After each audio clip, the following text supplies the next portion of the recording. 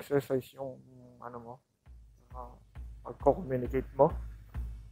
So dito, ano meron dito? Hulihan, may umatras at may nag-U-turn.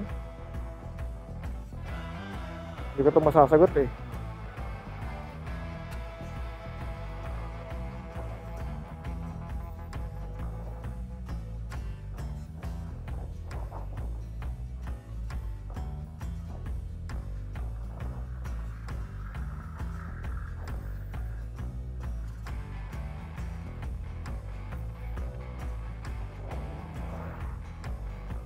So yun yung mga tropang grab dito na may kasamang enforcer. So kakaliwa ko. So puro ko so no. Nabilang niyo ba kung ilang so yung bangin ko sa vlog ko? Bigyan natin ng turon. Makakabilang ng so.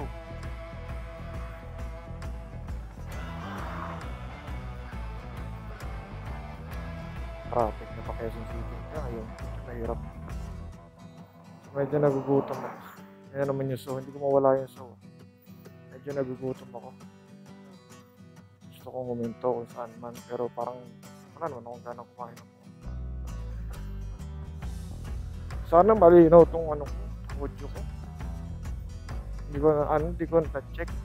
Basta sinarpa ko lang, alam ko may battery yung SD. AB Music Shop.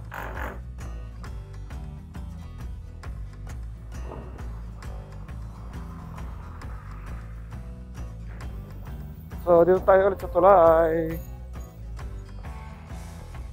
Hulihin kaya tayo dito kapag kalakaw. Hindi. Huli. Guys, kain tayo! Tara! Ulam natin, sardinas! Okay. Taraw nyo na po yung Quezon City. So, magpapatay na ako ng mapa kasi hindi na ako primitibo dito sa lugar na to. Oh.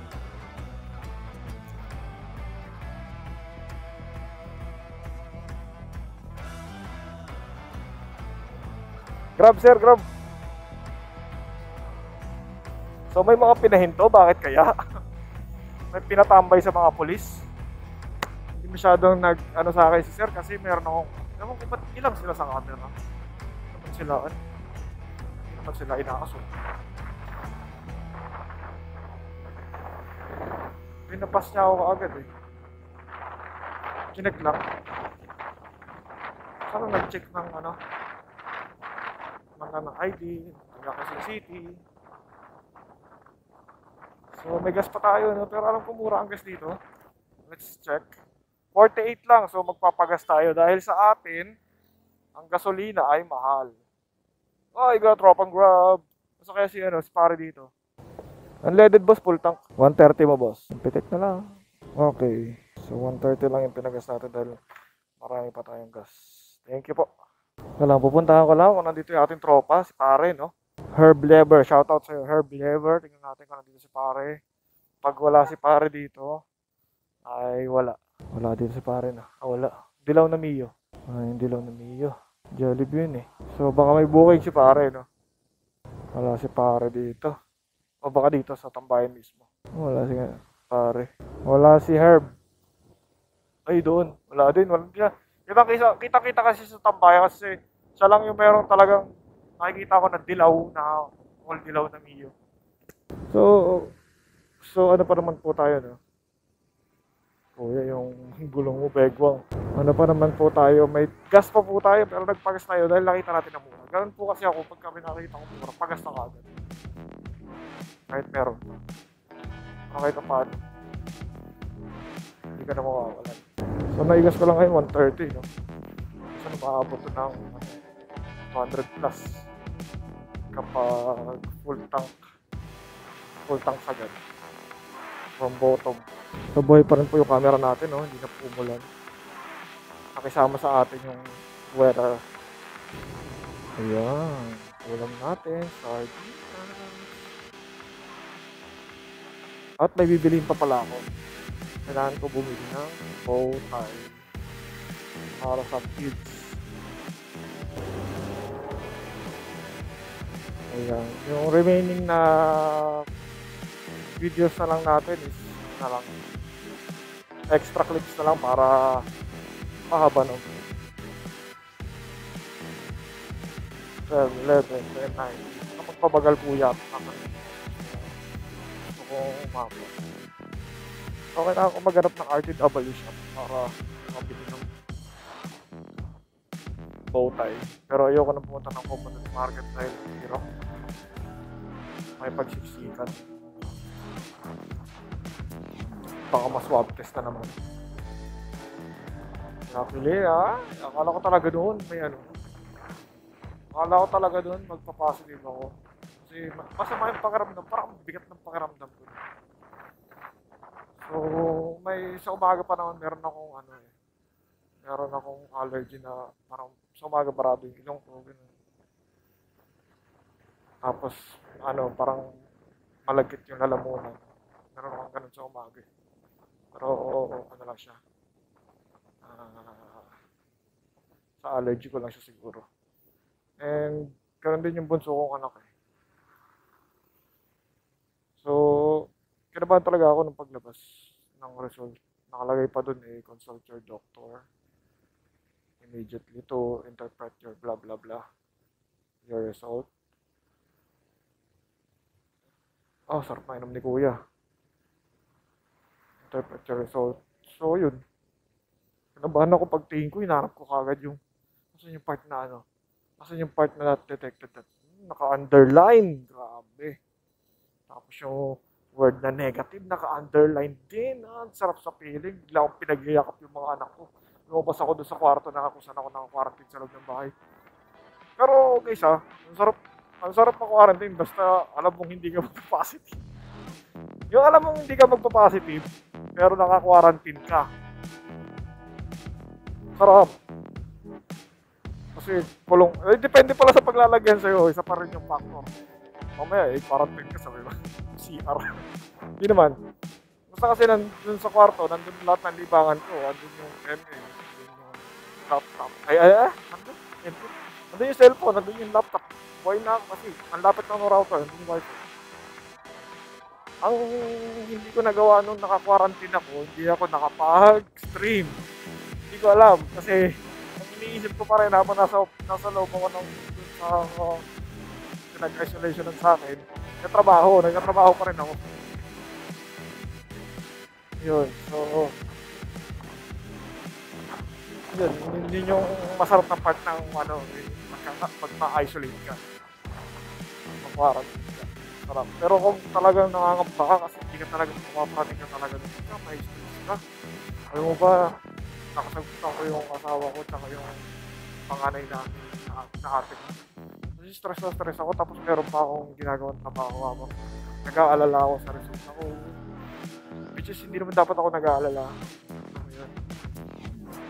Hindi ka dapat kasi nag-aalala talaga, isang payo talaga. Pero as first time ko talaga na masabak sa swab testing. Talagang nakakakaba pre. Hindi ka kakabahan dun sa susundutin yung ilong mo. Kakabahan ka sa pag-antay ng resulta. Yun yung So, medyo may tirik-tirik tayo dito.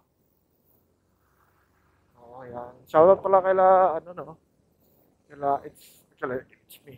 Kila Jenny Cerudo, yung mga nakasama ko sa tournament, kay Bilog, kay nangyari? Rainy ata. Ay, kasi iba yung spelling. Yung mga nakasama ko sa tournament na kung saan ako nag-feeling shoutcaster.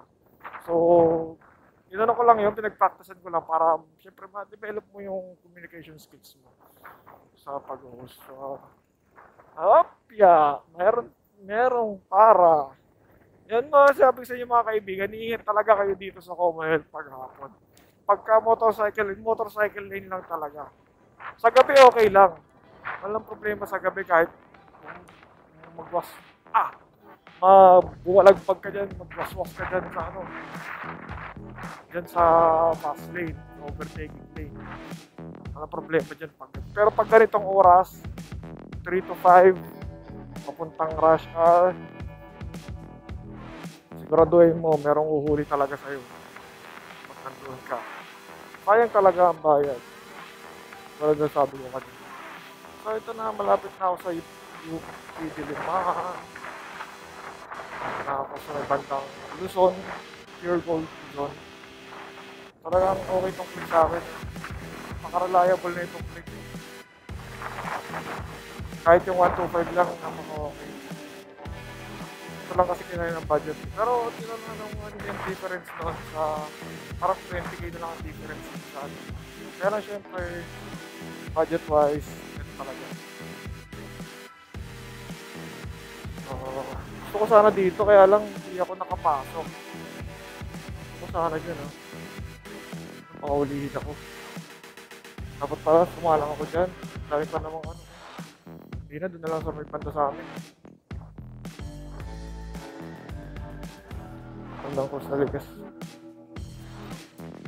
So, ayan. Sana nasayahan kayo sa ano ko, no, sa pag-deliver ng napakalayo. So, nag-consume tayo ng ilang oras dun. Hindi ko na na-check yung time. Parang 3:30 kanina, no, I think. Mga 3:30 yun. Tapos ngayon ang oras ay nasa 4:15. 4:12 pala. So, halos 45 minutes din. Back and forth. So, nakamotor kasi tayo kaya.